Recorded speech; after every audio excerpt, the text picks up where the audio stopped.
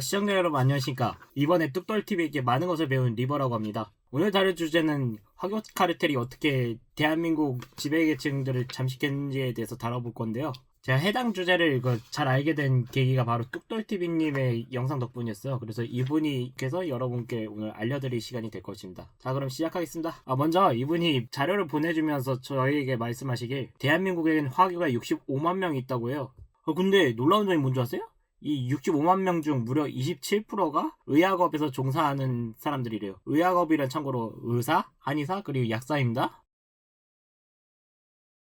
와, 여러분 놀랐지 않습니까? 하늘의 별 따긴 이 의학업을 무려 27%라니. 그 화교인들이 공부를 그렇게 열심히 하나? 뭐 이론상 그럴 수 있다고 칩시다. 자, 그럼 자세한 내용을 살펴볼 건데요. 여러분, 65만 명 중에 27%면 대략 17에서 18만 명 정도 된다고 해요. 그런데 통계상 보니까 의학업 종사자가 통계상 22만 3,004명 정도 된다고 하더라고요. 어라? 근데 아까 제가 말씀드렸잖아요. 17에서 18만 명이라고 화교가. 그러면 의학업의 대다수가 화교네? 아니 대다수를 넘어서 거의 의학업의 80%가 화교네?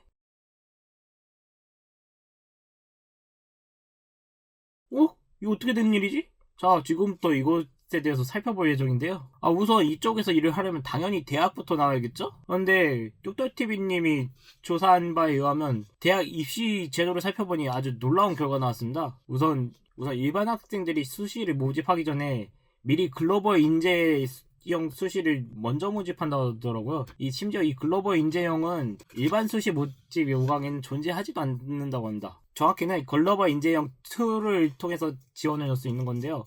이건 어떻게 넣을 수 있느냐? 부모 중 한 분이 외국인이고 외국에서 학교를 초중고 과정을 지냈어야 됐습니다. 근데 문제는 화교 출신 학교를 나오면 사실상 국제학교를 나온 셈이군요. 현행법상 국제학교를 나온 것은 외국 학교를 나온 것으로 똑같이 분류가 되더라고요. 즉 뭐다?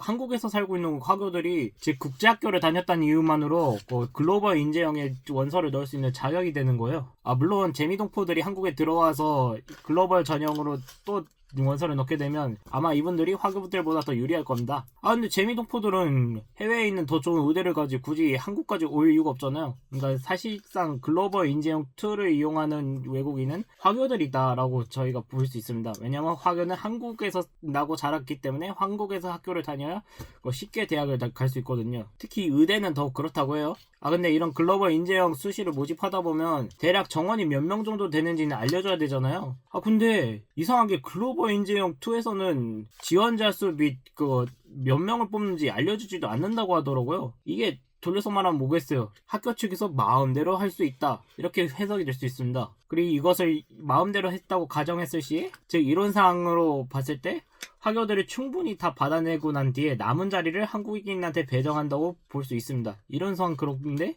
정황이 몇 개 나왔어요. 예를 들면 2014년도인가? 이과 수능으로 B형이죠? 수학 B형으로 만점을 맞고도 서울 의대를 떨어진 전봉영 학생이 있습니다. 근데 그분이 서울 의대를 떨어져서 연세대 의대를 들어갔다고 하더라고요. 근데 말이 안 되잖아요. 수능 만점을 받은 사람이 떨어지다니 세상에 이런 법이 어디 있습니까? 진짜 어이가 없더라고요. 그럼 여기서 저희가 하나 짚을 수 있는 게 있죠. 수능 세대에서 의대를 들어갔다? 그것도 한국인이? 와, 대단한 사람들입니다. 왜 대단한 줄 아세요? 일각에 의해서는 화교들은 3등급이 섞여 있는데도 막 의대를 갈 수 있대요. 이게 말이 안 되잖아. 3등급 어떻게 의대를 가? 의대가 뭐야? 서울대를 어떻게 가? 3등급이 섞여 있는데.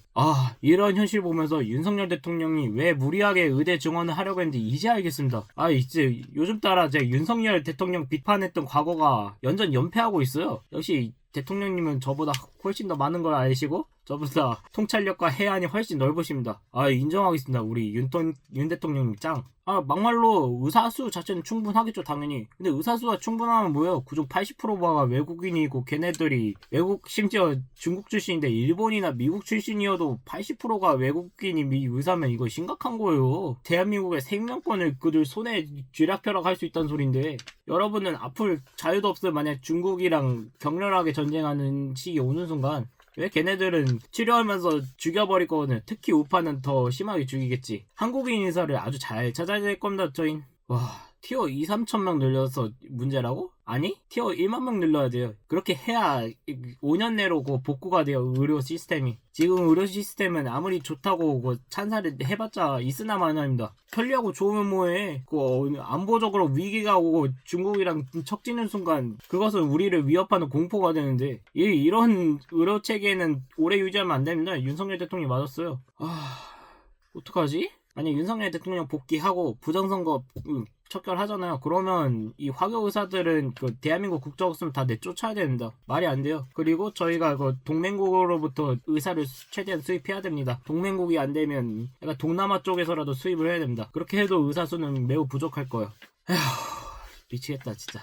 자, 그럼 여기서 문제. 이런 케이스가 과연 의대뿐일까? 아니요? 이런 케이스는 극단적인 예시를 들기 위해서 의대를 가져온 것이지 사실 로스쿨도 사정은 비슷해요. 그런데 로스쿨 같은 경우 대다수의 선배들이 사법고시 출신들이잖아요. 사실은 말 그대로 실력을 합격해야 되는데 실력을 합격한 사람들은 대부분 한국인들이거든요. 그래서 이들이 째려보고 있기 때문에 의대만큼 TO를 아주 내 마음대로 할 수는 없는 것 같습니다. 로스쿨만큼은. 그래서 로스쿨은 아직 한국인이 좀 있다라고 볼 수 있는데, 로스쿨도 이제 사법고시 세대들이 은퇴를 해서 그들이 소수가 되는 순간 아마 의대랑 똑같이 돌아가지 않을까. 그렇게 되면 어떻게 되는 거야, 시간이 흐를수록. 이미 의료계는 이미 먹혔고 중국한테. 근데 법조계까지 먹혀. 그러면 대한민국이 먹힌 거예요. 의료계, 법조계 둘 다 지배하면 이거 그냥 한 사회를 쥐락펴락 할 수 있습니다. 무적이에요. 그렇게 되면 이제 대한민국 홍콩 되는 거예요. 대한민국이 어쩌다 이 꼬라지가 됐냐. 이것은 정치인들이 협조가 없으면 불가능합니다. 그런데 친중은 좌우 모두에 있죠. 그러니까 어느 정권이 잡든 화교들한테 유리한 정책을 오랫동안 꾸준히 야금야금 축적된 거예요. 그러다 보니까 대한민국 야금야금 걔들이 뜯어먹어서 오늘날 최상위 포식자가 된 거죠. 우리나라는 삭불주의 사회니까요. 그래서 제가 이번에 깨달은 게 있는데, 화교 중에서 진정으로 실력으로 성공한 애는 장원영 아이돌 아시죠? 걔 하나뿐이 없습니다. 근데 걔마저도 실력으로 데뷔하고 나서 아마 화교 프리미엄이 있을 거예요. 그래서 광고를 4-5개 받아야 할 수준밖에 안 되지만 화교에서 미뤄져가지고 20개, 30개 이렇게도 받아낼 수 있는 거죠. 물론 이거 예시예요. 이거는 진짜 크게 관심 없어서 정확히 몰라요. 그리고 저런 현실에서 비춰봤을 때 우파 유튜버들, 특히 대형 우파 채널들은 아주 증오의 대상이 될 겁니다. 왜? 통제는 안 되는데 영향력은 있지. 그리고 무엇보다 진실을 과감없이 말하잖아요. 왜 기성 언론들이 유튜버들을 죽이지 못해서 안 다녔는지 이제 알겠습니다. 자, 이제 본론으로 들어올 건데요. 근데 왜 하필 중국 본토인들을 우대한 게 아닌 화교를 챙기는 거냐? 솔직히 말씀드리자면 챙길 거면 본토 애들을 더 챙겨주고 화교를 그 다음으로 챙겨야지 왜 화교를 우선시하냐 이거요. 이거 좀 이상하잖아요. 그런데 찾아보니까 쟤네들이 이런 거 다 누린데 이유가 있더라고요. 그 이유가 무엇이냐? 화교 얘네들은 머리 쓰는 소수지만 중국어도 잘해, 한국어도 잘해. 그러니까 한국에서 영향력을 원활하게 끼치려면 누가 필요하다? 화교가 필요하다. 그렇게 중국몽의 통로가 되다 보니까 애들이 한국에서만큼은 온갖 특혜를 누리도록 중국이 편의를 봐준 거예요. 왜? 얘네들을 편의를 봐줘야 지들이 중국몽 실천하기 아주 쉬워지니까.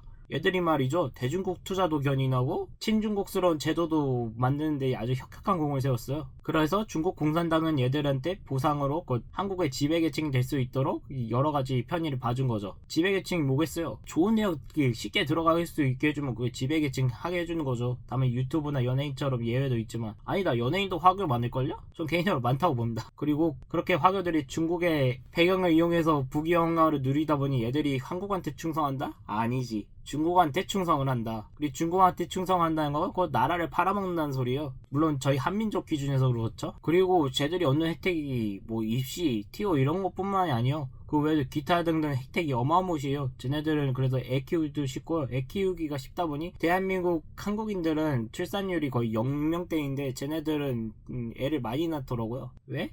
온갖 지원금이 쏟아지니까. 이런 말도 안 되는 화교 카르텔을 깨부수려면 뭐밖에 없다? 윤석열만으로는 안 돼요.